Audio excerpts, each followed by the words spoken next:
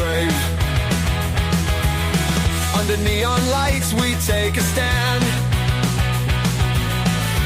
Knights and wizards across the land. Good morning and welcome. Broadcasting from Site B at 9 o'clock in the morning here. It's the OGGM and Steve the Cat on another foggy, gloomy, miserable July morning. It's time to open up our charts, take out our sextant, and take a look at all the tabletop role-playing game news stories that are bubbling to the top this Monday morning that might affect our week. It's kind of like, me predicting the traffic if I was in a helicopter looking down at the I-5. I'd be like, yeah, Charlie, we've got to build up with the D&D on the I-5, but if you take the off-ramp over there by GURPS, you'll see that the road is cleared. Or Pathfinder, oh no, Pathfinder is just a hit. Yeah, okay, you get the idea. So what is going on in our world of gaming that might affect us? We got some general stories, and then we've got the specific stories. We had, as you know, we had Prime Day over the last week, so it was a great chance to pick up D&D stuff. I did 2 videos on it. If you haven't had a chance to check them out, we had some great deals for props and peripherals and some older D&D product, but for current stuff, not much, though the $9 for Sentinels of the Multiverse role-playing game was a pretty shocking drop. And if you didn't pick it up and you're a superhero role-playing fan, yeah, I don't know much about that game, but I've never heard anything bad about it. So, other than that, there is a new Eberron book coming out from Wizards. They've released a sneak piece of that. We've got a guide for Star Trek 2nd edition called the Exploration Guide. Free League Games announced they're doing a brand new Lord of the Rings starter sets for both the 5e version and their version for Lord of the Rings stuff. Yeah. What else?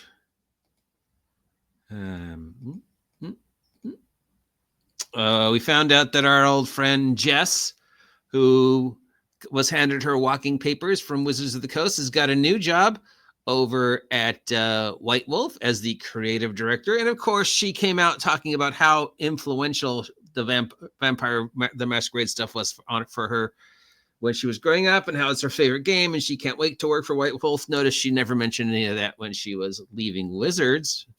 But congratulations, Jess, for landing on your feet, and hopefully White Wolf will at least treat you better than Wizards did.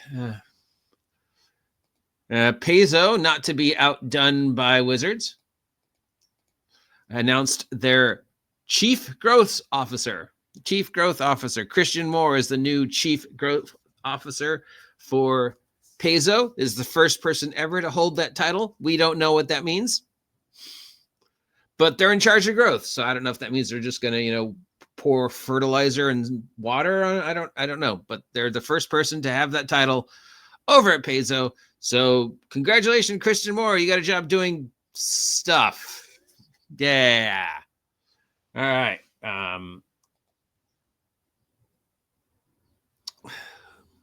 Pets and Sidekicks got announced. It's from Level Up 5e. It's a whole book on how to have a pet in D&D or real role-playing game of choice. Take care of that pet. Level up that pet. Make sure that pet gets all the best magic items so that when that pet dies, and for some reason they managed to add in a picture of Crypto from Superman. Yeah, guys. Look at our book about pets and sidekicks and butlers and zombies. And here's a dog that looks really familiar because there's a certain movie that just came out, and far be it from us to pass off a chance to jump on that. A lot of people are being like, oh, why is this book necessary? Why should I spend money on, 100 some odd pages of dogs and rules to take care of dogs? Dude, I know how to take care of a dog, and I know how to take care of a dog in a dungeon. Send it forward to check for traps, right? Yeah, I don't know. But for some reason, this has upset some people. So, yeah. I don't know if you need an entire book on pet care.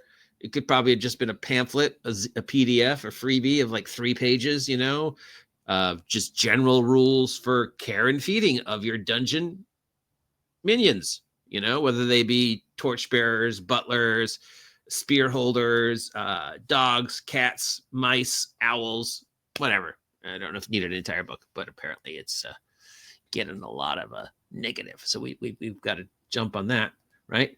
The Green Ronin thing. Have you guys been following the Green Ronin story? Apparently that's a thing.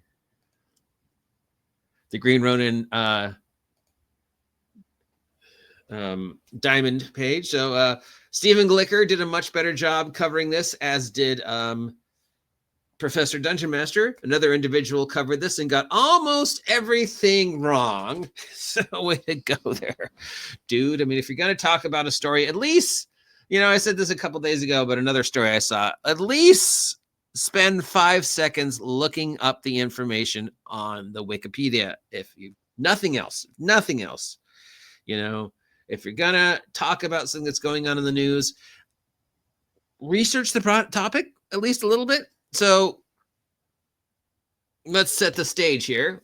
Diamond / is the single largest shipper of our product. So games, comic books, collectible card games, board games, geekdom. It all ends up on there and then shipped from there to whenever. Well, somehow the company mismanaged things in a ridiculously amount. Then they had to declare bankruptcy. And as we went over this before, when the story was announced about what they're doing to try and save themselves from bankruptcy, this isn't baby bankruptcy. This isn't, you owe a few thousand bankruptcy, or even, you owe $1 million or $2 million bankruptcy. No, this is like you owe one company $9 million, and there's about 100 other companies you owe money to as well. Now, I could understand not noticing a couple $1,000s, when you're running a major corporation. All those, those pennies can always disappear, right? Little magic finagling of numbers, a little bad in counting, people getting too big for their britches, people more interested in, I don't know. But how do you not notice the fact that you were in the hole for $9 million to one out of 100 some odd companies? I think no matter how oblivious you are, somebody would go, sir, I don't know if you know this, but we owe these guys $9 million, and they want that money. So they declare bankruptcy, which for an individual is a complicated, arduous past, even more so if you're a company. But when declaring bankruptcy and disillusioning all their product, they had a bunch of product sitting on their shelves, waiting to be shipped, made by other people, made by anywhere ranging from small press like Stephen Glicker, all the way up to big press like Wizards of the Coast and Paizo and Green Ronin. They had all this stuff sitting on their shelves that couldn't be shipped because bankruptcy. So then the other day they went, you know what we're going to do? We're going to take all this stuff that isn't ours, that's sitting on our shelves, that we were going to ship for these people, and we're going to try and sell it, even though it's not ours, in order to cover our legal bills and try and make a dent. Can they do that? I don't know. You have to go to Stephen Glicker's video and watch that. But I'm just going to say, no, you can't. It's not yours. You can't. It's not like squatters' rights. Oh, this has been here for a day. I can sell it, right? It's mine. No, it's not. It's not yours. Or is it? I don't know. So obviously a lot of people are like, no, I want my stuff back if you're not going to sell it. And if you're trying to sell my stuff to make money to cover for your mistake, no, it's my stuff. Give it back to me. And Diamond's going, no. So Green Ronin is one of the many companies that are going, yeah, no, I want my stuff back. We're going to get some lawyers and we're going to try and get our stuff back because otherwise this could kill us.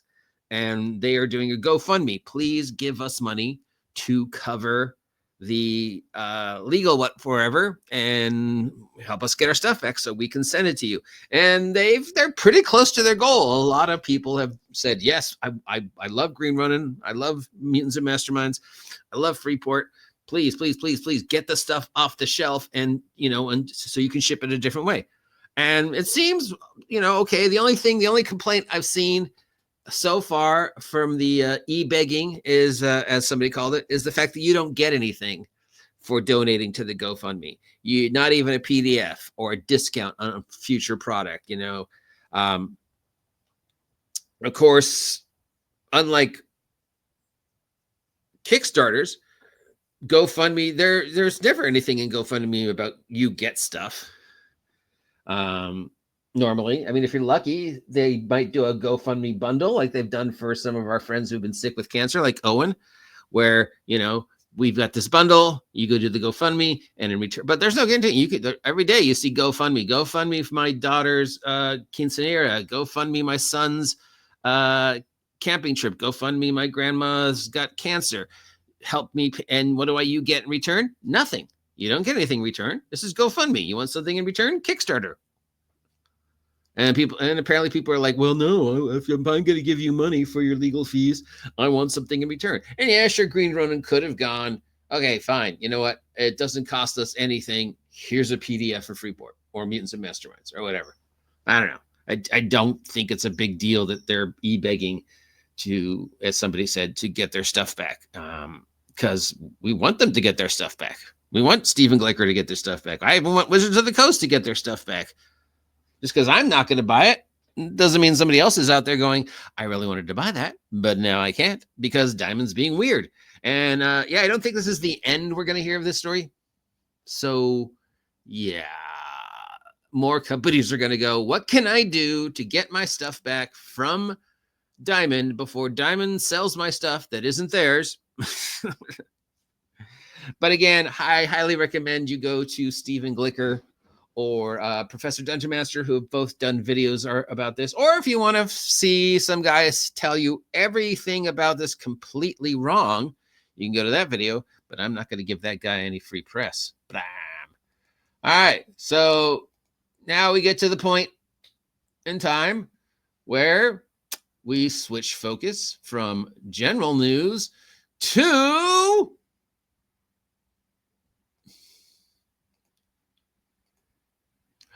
Wizards of the Coast. We're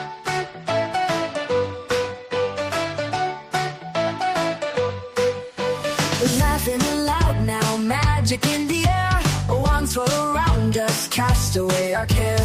Friends in the hallways, adventures we find. Spells and enchantments, trouble on our mind. That's so wizards, oh, oh, oh, oh. Life is a spell we know. We're casting joy and glow, oh, oh, that's a wizard show. Hey guys, it's Monday. Normally we cover this stuff on Wednesday, but God forbid Wizards does not find a way to ruin our week. Dragon Delves was announced. It was released. It's already on sale, and Wizards has already stopped talking about it. The only good thing about this so far is the art, including one of my now all-time favorite pictures from the past couple of years from them. And that's this picture. I have no idea what's going on in this picture. We've got a necromancer and we've got an army with gnolls and they've got paint. Okay, so first this is assuming that paintbrushes, paint, and buckets full of paint exist in fantasy D&D, which I don't see they wouldn't. But the idea that the necromancer is raising her army of undead to, I don't know if she's vandalizing this place. I don't know if she's repairing this place. I don't know if she's adding new glyphs to the place to make it, you know, oh, the glyphs have worn off and I've got to repaint the glyphs so I can do the spell. Don't know what the story is. I just love this picture. I don't know why. I just think it's brilliant.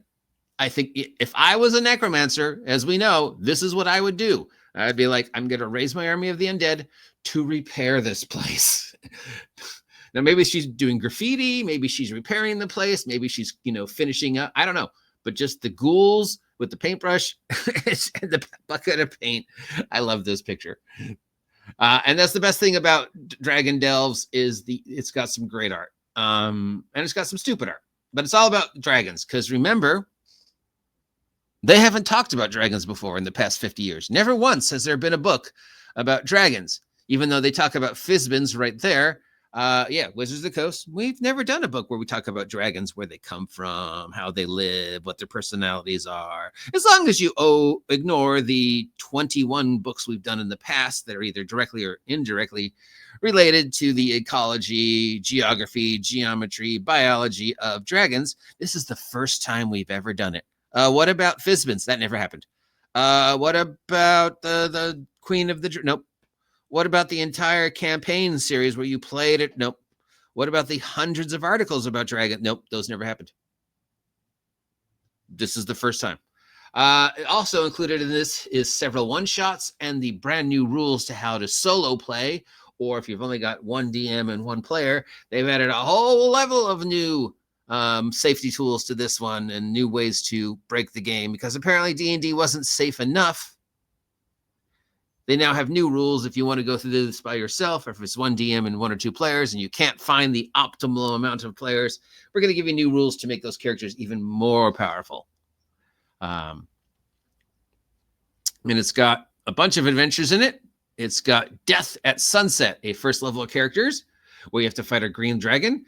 Baker's Dozen, a second level adventure where you've caused a fire at the dragon has caused a fire at a bakery shop, and the players are asked by the baker to help them find the energetic wormling, figure out what happened, and then help sell the bread. We've got the Will of Orcus, where you can have some silver dragon adventuring about Orcus and some other stuff. I don't know. It's just adventures that are vaguely connected to dragons. Like, none of these really sound like they're dragon-centric.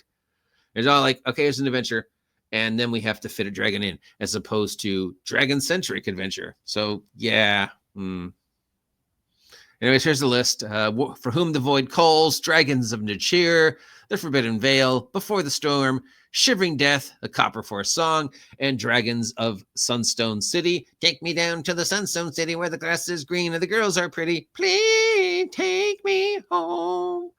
And yeah, dragon. More dragon, adventures by a whole bunch of people about dragons, and some interesting new art. Look at this. I wonder if this actually glows in the dark under black light. That'd be cool. Yeah. So, and this is my favorite picture ever. I don't know what's going on. I love it. The other big story from Wizards of the Coast, of course, is the announcement that they've hired a new guy, and that guy's job, as you probably know, is he's now in charge of the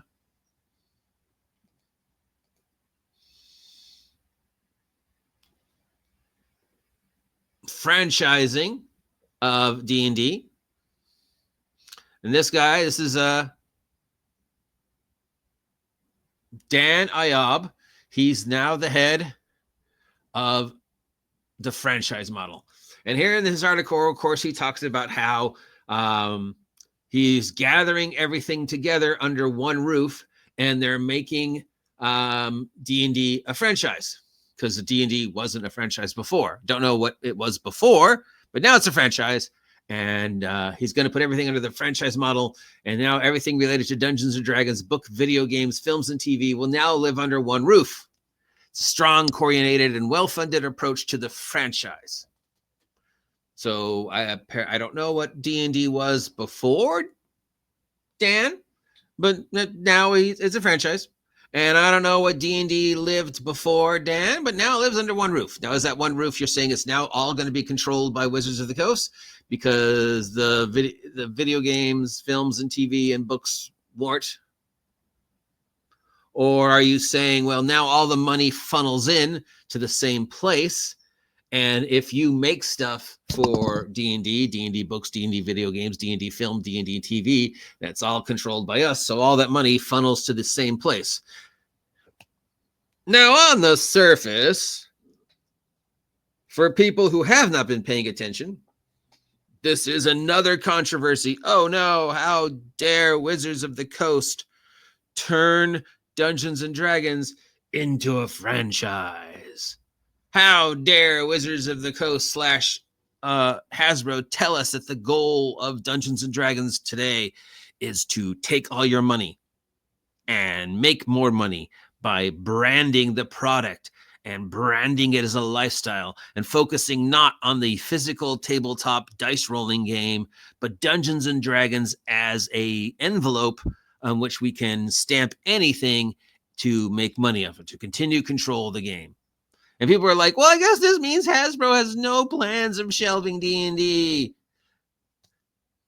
Oh, how dare you do this to us? It's just more death for D&D. And I'm looking at all these people and I'm going, have you not been paying attention for the last 5 years? Have you not been paying attention since 4th edition? Why are you still surprised? Or do you just talk about it because you know it's clickbait and you know people are going to be like, ooh, here's somebody talking about what the OGGM has been saying.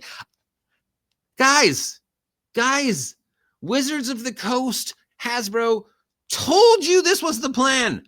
They told you in 2020. They told you with 4th edition. And every year since 2020, they have told you multiple times, this is the plan.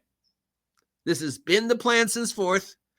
This is the plan going forward for Wizards of the Coast, Hasbro, Dungeons and Dragons, June 2027, Dungeons and Dragons 6X, 2030, Dungeons and Dragons, D&D Beyond, D&D the VTT, D&D the AI Dungeon Master, D&D using the AI to gobble up product so they don't have to create anything new.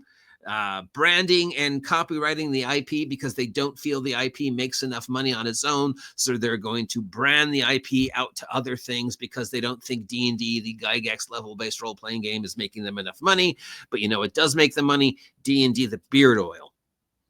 D&D meat snacks. Magic the Gathering Hot Pockets. Cartoons, television shows, books, movies, video games, pinball, stickers. That's what makes us the money. D&D, we're going to stop making physical product and focus more on digital product because that way we have more control over it. And when you submit digital stuff to us, we have more control over it, but we don't have a lot of control if you make a physical thing under the OGL because we're still trying to change the OGL. And people are still like, I can't believe they're doing this. I can't believe they're calling it a franchise now. It's always been a franchise.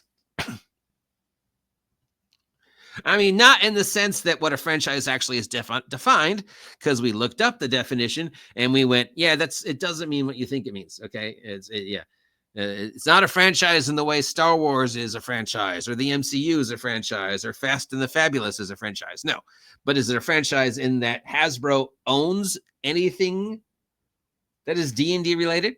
Anything they can stamp that little ampersand on and the little Dungeons and Dragons copyright on, and they can say, as of today, this is D&D. I could call this sandwich D&D if I wanted to, and I can do that. You can't say it's not because I'm Hasbro, and I said for today, that sandwich is D&D. That's the franchise. It's been like that since 4th edition, and they have told you time and time again, this is the plan. And I have been saying this at least once a week since 2020 when I went to Hasbro PostCon and heard the then CEO of Hasbro tell everybody this is the plan. And every year since, at least 5 times a year, if not more, there's an article like this where Hasbro's going, yeah, this is still the plan. We're still fucking over Dungeons and Dragons because we want to make money off of our IP. We want to turn Dungeons and Dragons into Monopoly. So yeah, fuck the role-playing game. Are they going to shelve Dungeons and Dragons, the role-playing game? Yes, they are. Why do you care? Most of us don't play D&D anymore. And it's not like shelving Dungeons and Dragons is going to kill role-playing. It's not like suddenly everybody on Earth is going to go, whoop, can't role-play anymore.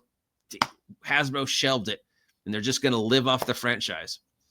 They've turned D&D into Monopoly. No, you'll be fine. You can still play D&D. You can still play any other D20 Gygax level-based game. You can make up your own game. You can play thousands of games.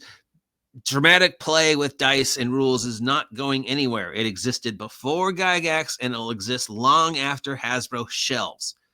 The only thing that might go away is Dungeons and Dragons, the pen and paper role-playing game.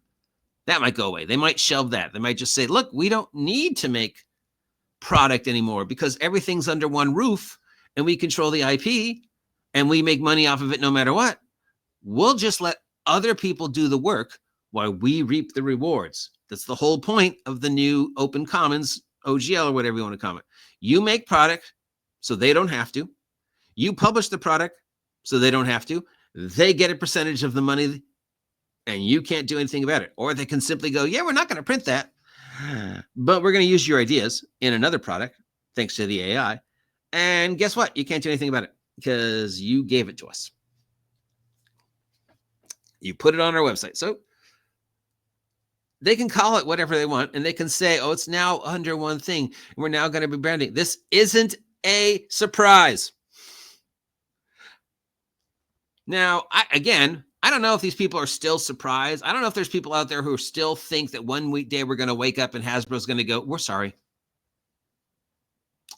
You know all the stuff we've been saying for the past 30 years? Yeah, no, we've changed our mind. We're embracing the old school. You know, we're going to take D&D back to the way it was in the 80s. Is that what people want? Is that why they're still upset? Well, GGM, you're still talking about it. I guess that makes you a hypocrite. I mean, yeah, it's still news. And God forbid a week goes by that Wizards of the Coast doesn't make news that I can't shill. But guys, come on. The game is not going away. We're not going away. You don't like what Hasbro's doing with D&D? Okay, I don't think anybody does, except for maybe Garby. I don't know if anybody out there likes what Hasbro's doing with D&D right now. Also, what? So what? There's thousands of other games to play. D&D, the idea, is not going away. D&D, the can I make Dungeons and Dragons beard oil? Yeah, that's existing in the sense of the franchise, and in the sense that Hasbro wants everything D&D related all under their little roof. So when you make D&D product, they have some control over it. Yeah, that's 100% true. And they've told you they were going to do this since 2020. So why are you still upset? You don't like what Hasbro's doing?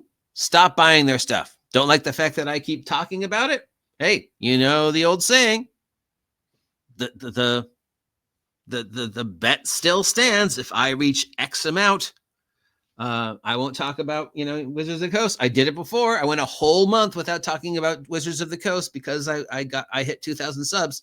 So tell you what, when I hit 2,500 subs, I'll take a whole month off and not talk about Wizards of the Coast for an entire month. How's that sound? But until then, it's news. It's news. What can I do? It's news. And that's what I talk about, right? News, news, news.